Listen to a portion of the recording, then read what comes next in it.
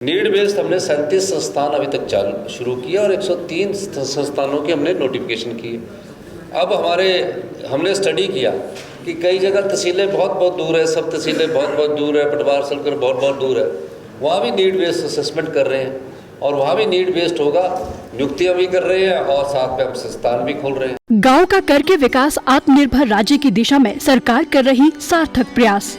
आत्मनिर्भर प्रदेश के पथ पर अग्रसर हिमाचल की आत्मा गांवों में बसती है और गांवों की समस्या का करने समाधान सरकार चली गांव के द्वार। अभिनव पहल के तहत मुख्यमंत्री ठाकुर सुखविंदर सिंह सुक्खू स्वयं पहुंचे दुर्गम डोडरा क्वार जन समस्याओं का करने समाधान। डोडरा क्वार में रात्रि ठहराव करने वाले प्रदेश के पहले मुख्यमंत्री बने ठाकुर सुखविंदर सिंह सुक्खू। ग्रामीण परिवेश में रहकर भावनात्मक रूप से हम उनके साथ जुड़ना चाहते हैं, क्या उनकी समस्याएं हैं, कैसे उनकी समस्या को दूर करना है और कैसे हमारी गवर्नमेंट का जो थ्रस्ट है वो ग्रामीण अर्थव्यवस्था है। तो ये सब चीज़ें देखने के बाद क्या हम इन चीज़ों को कैसे आगे मार्केटिंग भी कर सकते हैं, जो यहाँ की लोकल प्रोडक्ट्स है उसको कैसे मार्केटिंग करनी है, लोगों के हाथ में कैसा पैसा देना है। खासकर मेरी सरकार का ध्यान जो है सशक्त महिलाकरण की तरफ है, तो महिलाओं को मजबूत किया जाए, इस दृष्टि से भी हम कार्य कर रहे हैं। मंत्रिमंडल के सदस्य भी जन शिकायतों का कर रहे निवारण। सरकार गाँव के द्वार कार्यक्रम को मिल रहा है समर्थन अपार। संवेदनशील सरकार की यह पहचान, जन शिकायतों का त्वरित समाधान। सूचना एवं जनसंपर्क विभाग हिमाचल प्रदेश सरकार द्वारा जनहित में जारी। उन संस्थानों को खोला गया। ये जो संस्थानों की लिस्ट आपके पास आई है, मैं आपको ये बताना चाह रहा हूँ, माननीय सदस्य ने ये जो संस्थानों की जितनी भी लिस्ट आपके पास आई है, इन संस्थानों के बारे में बताना चाह रहा हूँ कि आपने प्राइमरी स्कूल भी खोल दिया, हाई स्कूल भी खोल दिया, सेकेंडरी स्कूल भी खोल दिया। माननीय शिक्षा मंत्री जी से चर्चा हुई तो पता लगा रैशनलाइजेशन में उन स्कूलों में बच्चे ही नहीं है। अब जिन स्कूलों में बच्चे ही नहीं है वहाँ टीचर दो लगे हुए हैं। गंभीरता पिछली सरकार की ये थी कि जिन स्कूलों में टीचर बच्चे ही नहीं है उन स्कूलों में टीचर हैं, नोटिफिकेशन हो चुकी है। हमने उन संस्थानों का सर्वे करवाया।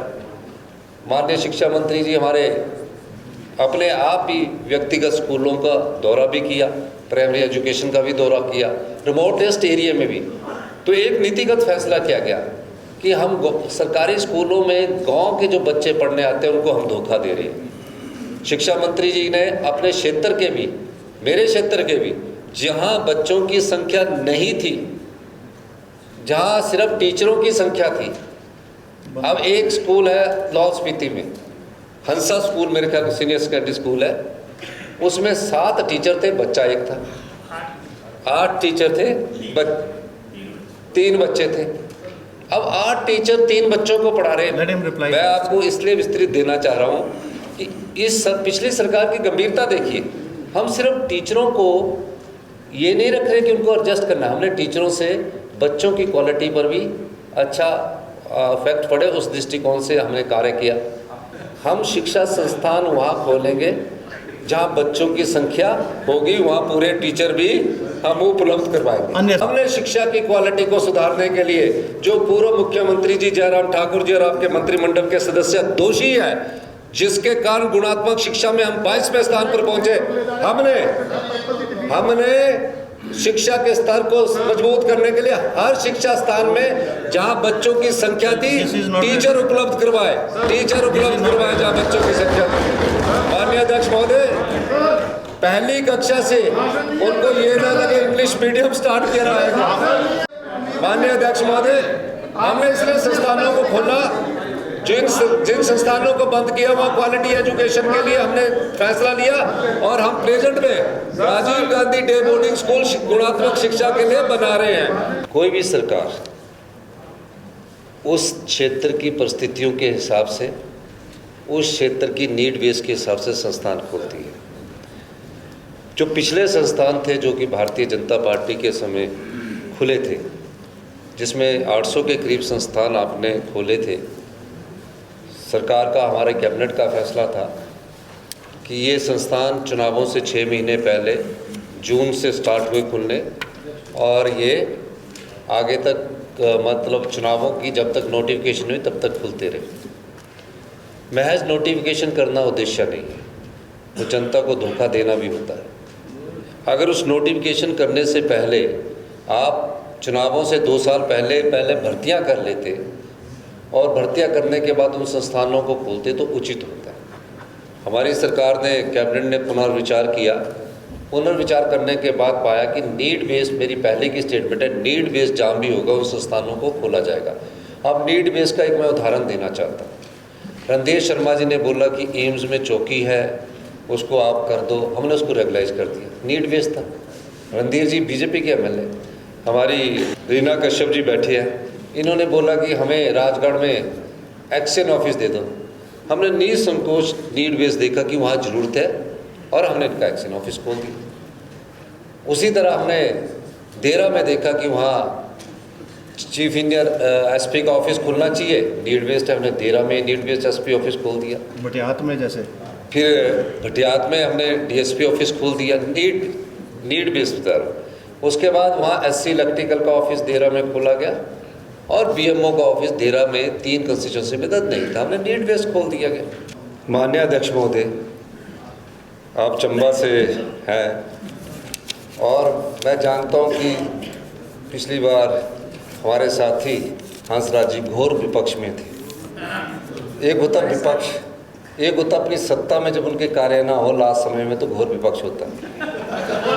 तो ये मैं इसलिए कहना चाह रहा हूँ, तो जो आप भी है यहाँ कुछ मुझे नीड लगती है ये, क्योंकि अच्छी बात कह रहे हैं कि नीड है और लॉजिकली इन्होंने कन्विंस किया कि चंबा में एक बिजली बोर्ड का दफ्तर है।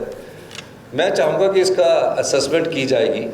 असेसमेंट करने के बाद हम, आपने भी माननीय अध्यक्ष चंबा दौरा करेंगे, इसका आप दौरा करने के बाद आप ये भी देख लेना कि वहाँ से कौन से डिवीज़न हम निकालेंगे, कैसे निकालेंगे और कर्मचारियों की भी नियुक्ति की जाएगी। तो इस दृष्टिकोण से हम इस पर नीड बेस मुझे वहाँ लगती है। जो धर्मपुर की इन्होंने बात की है कि जैसे आम पर हमने प्रतिबंध लगाया, पुराना आम है, हाँ, जो बर्ड है, जो भी हमने प्रतिबंधित अगर कटे पाए जाएंगे तो ये इंक्वायरी का विषय बनता है। हम इस पर इंक्वायरी करेंगे, इसमें कोई दो राय नहीं कि गलत करना वाले को कोई भी संरक्षण किसी प्रकार का हमारी सरकार नहीं देगी। दूसरी बात, हम सोच रहे हैं आने वाले समय में कि किस प्रकार से सारी जो लकड़ी की जो हम निजी भूमि से काट रहे हैं, तो कई जगह मैंने भी देखा है, अपने क्षेत्र में देखा है, अपनी भूमि से वो पेड़ काट कर जो कटानी आते हैं और उसके बाद वो सारी लकड़ी फ्यूल वुड के रूप में हिमाचल में तो इस्तेमाल नहीं होती, वो सब पंजाब और दूसरे क्षेत्रों में जा रही है। इस विषय पर भी हम अधिकारियों से मैं चर्चा करूँगा कि कैसे उसको रेगुलेट किया जाए। ये बात सही है कि अगर उसमें आम ऑरेंज के पेड़ कटेंगे, हमारी सरकार उसको गंभीरता से मानकर उस पर जो भी कानूनी की अवहेलना करता है कार्रवाई करेगी। 1094 स्कूल में 675 स्कूलों में 0 एनरोलमेंट थी। 419 स्कूलों में 5 से कम बच्चे थे, जिनमें 2 किलोमीटर के अंदर दूसरा स्कूल था। 4 किलोमीटर की बात कर रहे हैं। परेशान रहते हैं विपक्ष के नेता। देयर हैज बीन, कोई भी ड्रॉप आउट नहीं है अभी तक। जो बोल रहे थे कि बच्चे कहाँ गए, कोई भी ड्रॉप आउट की खबर कहीं से नहीं है। और मैं इस मंच के माध्यम से कहना चाहता हूँ माननीय अध्यक्ष महोदय, अगर कोई बच्चा ड्रॉप आउट कोई स्कूल पढ़ना भी चाहता होगा, अगर उसमें 5,000 रुपये का भी खर्चा करना पड़े उसको स्कूल भिजवाने के लिए, हमारी सरकार उससे भी पीछे नहीं हटेगी।